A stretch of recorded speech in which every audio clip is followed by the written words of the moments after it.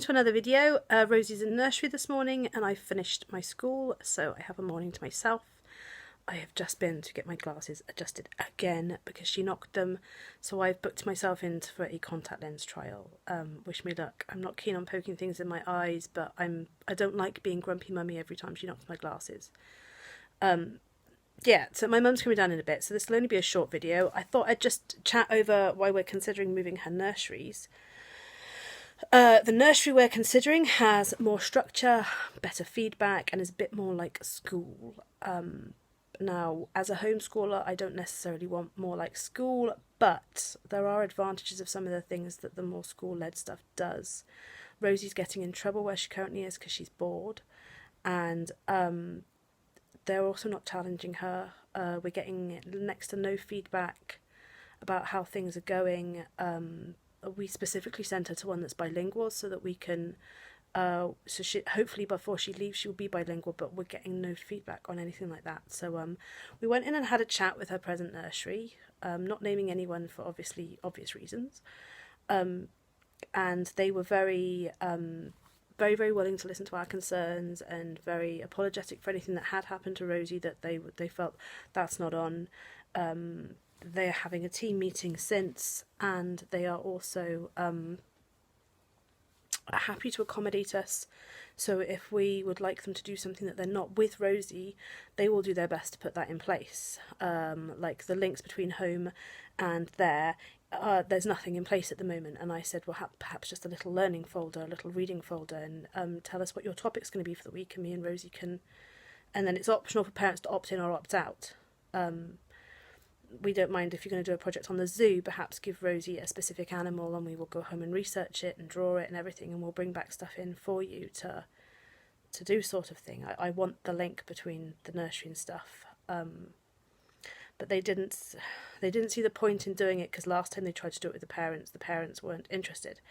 And I was like, you've got an interested parent, so even if you only put it in place for my little girl, I would like it there.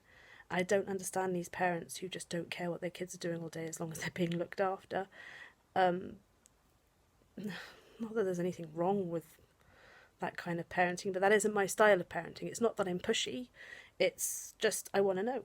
I'm nosy, not pushy, just nosy.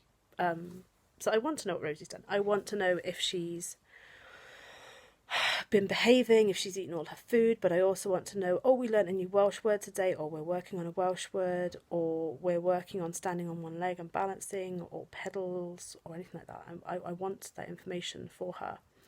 So it's kind of trying to decide whether the more expensive nursery that has that kind of structure and definitely gives feedback is worth the extra money, and the lack of flexibility in that one as well, actually. Is worth moving from Rosie from where she's settled, where she has friends, where she already knows.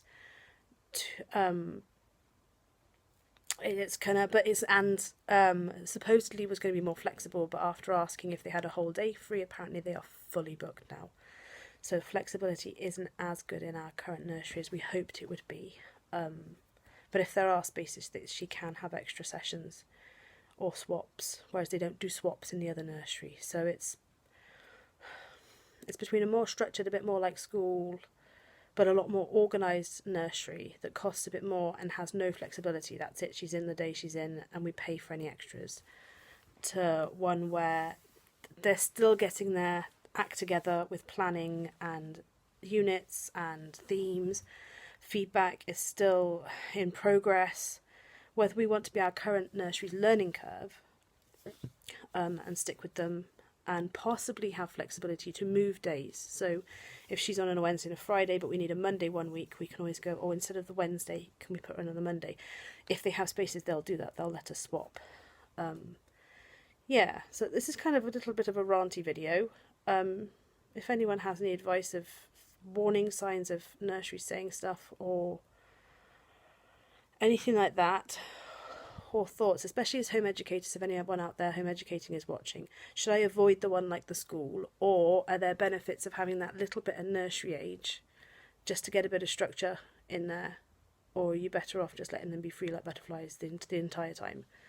I'm a school teacher, so I need to de-school myself, any tips on that would be very welcome as well. I'm about to go hop on and have a look for any de-school yourself videos, because my brain is just kind of like with we've got to make sure we keep up. But it's a case of I'm the first one in my family to do this, and I feel like all eyes are on me, watching to see if I fail, watching to see if I screw up Rosie's life. That doesn't mean that's what my family are thinking. That's kind of how I feel, that I've got to prove to them that this is the best thing for Rosie, and that it can work, because no one else in my family has ever done this. So but that's not what's best for Rosie, having a stressed out mummy over that kind of thing. So I need to de-school myself, learn the different way, relax, and then let her lead when it comes to it, I think. So any tips on how to relax your homeschooling are more than welcome. Please comment below.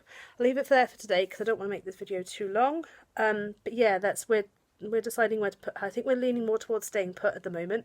But I'll update you in another video. For now, it's ta-ta from me and ta-ta from the Rosie Bear.